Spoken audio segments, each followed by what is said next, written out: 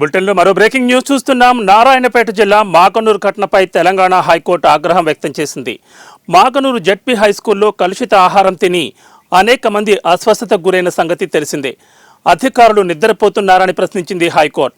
పాఠశాలలో food poison జరగడం అనేది చాలా తీవ్రమైన అంశంగా పరిగణించాల్సి వస్తుందని హైకోర్టు అభిప్రాయపడింది.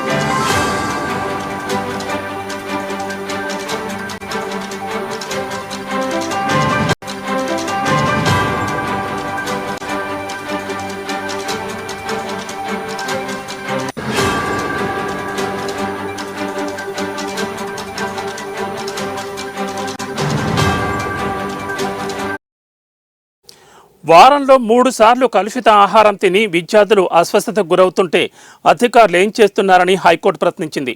పిల్లలు కలుషిత ఆహారం తిని చనిపోతే తప్ప అధికారుల్లో చలనం రాదా అని సంచలన వ్యాఖ్యలు చేసింది.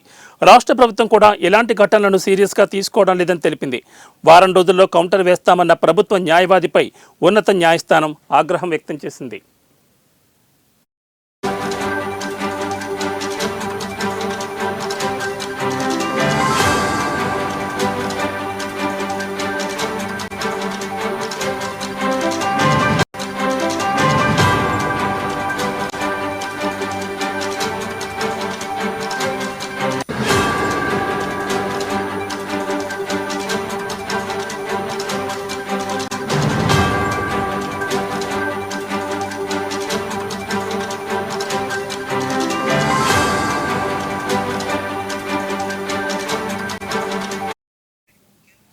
నారాయణపేట జిల్లా మాకనూరు ఘటనపై తెలంగాణ హైకోర్టు ఆగ్రహం వ్యక్తం చేసింది.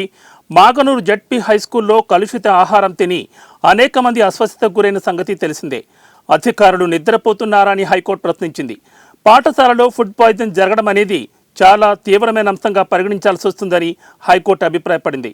వారంలో 3 సార్లు కలుషిత ఆహారం తిని విద్యార్థులు అస్వస్థతకు గురవుతుంటే అధికారులు ఏం చేస్తున్నారని హైకోర్టు ప్రశ్నించింది. పిల్లలు కలుషిత ఆహారం తిని చనిపోతే తప్ప అధికారులు చలనం రాదా అని సంచలన వ్యాఖ్యలు చేసింది హైకోర్టు.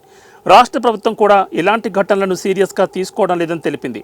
వారం రోజుల్లో కౌంటర్ వేస్తామన్న ప్రభుత్వ న్యాయవాదిపై ఉన్నత న్యాయస్థానం ఆగ్రహం వ్యక్తం చేసింది.